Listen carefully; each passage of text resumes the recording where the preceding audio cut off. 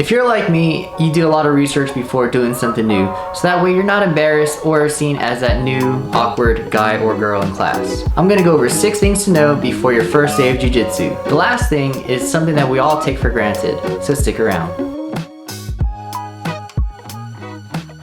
I'm Brad, and welcome to my Jiu Jitsu project. If you're new here, my channel is focused on giving you different ideas and perspectives to help you progress in your Jiu Jitsu journey. This video is part of the Jiu Jitsu Starter Pack series to help all new practitioners. Before starting Jiu Jitsu, you need to realize that it's a contact sport. What that means is you and another person are going to be in each other's personal space. It's important to take into consideration how you would want a person to be if they're in your personal space. With that leads us to number 1, which is hygiene. There are 3 points to hygiene, but the first 2 is something that occurs in everyday life. Point number 1, making sure that you smell good. If you have a labor-intensive job or a stressful job that causes you to sweat a lot, make sure you take a shower before going to practice. If that's not feasible, using baby wipes or a wet one would be the next best option. The last thing you would want is to have a training partner be distracted from learning because of the way you smell. Point number 2 of hygiene is making sure that your breath is fresh. You can do this by brushing your teeth before practice, using some mouthwash, or even popping a mint before class. Just make sure that you don't chew gum during practice. I'm pretty sure that you hate biting your tongue or your lip on accident, so let's minimize that in this contact sport. The final point of hygiene is trimming your nails. Because this is a physical sport that requires grabbing somebody's uniform or grabbing an opponent's limb, you want to minimize any accidents such as scratching them, scratching yourself, or even ripping your nail. As best practice, I recommend that you trim your nails the night before class. The second thing to know before your first class is attire.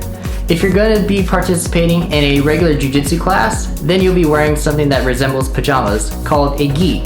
Traditionally, they're called a kimono.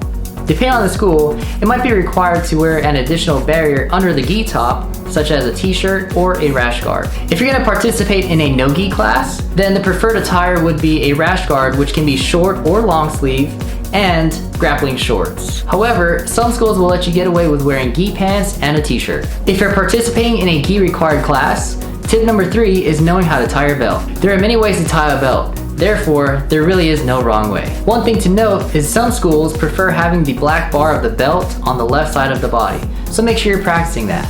Tip number 4 is how to reference your instructor. If they're wearing a black belt, you'll call them professor.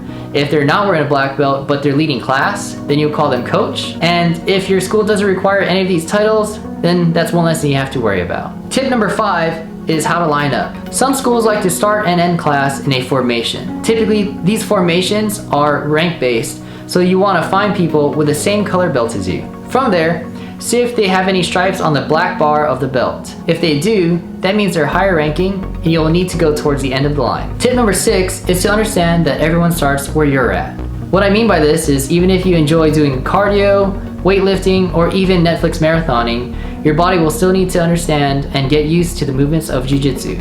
It may feel like you're out of shape, but it's something that we all go through. That's why it's important to show up to class on time and participate in warm-ups. Eventually, you'll start to notice that your body's building stamina and being able to perform the techniques with ease. Those are my 6 tips to know before starting jiu-jitsu. Let me know in the comments below if this has helped you out, or if you're already a practitioner, let me know if there's something that I may have missed that you wish you would have known before starting the sport. If you liked the video, let me know by giving it a thumbs up. And to stay tuned for more videos in the Jiu Jitsu Starter Pack series, hit the subscribe button and the notification bell so that way you know when the next video is ready for you. Until then, keep training, and aloha.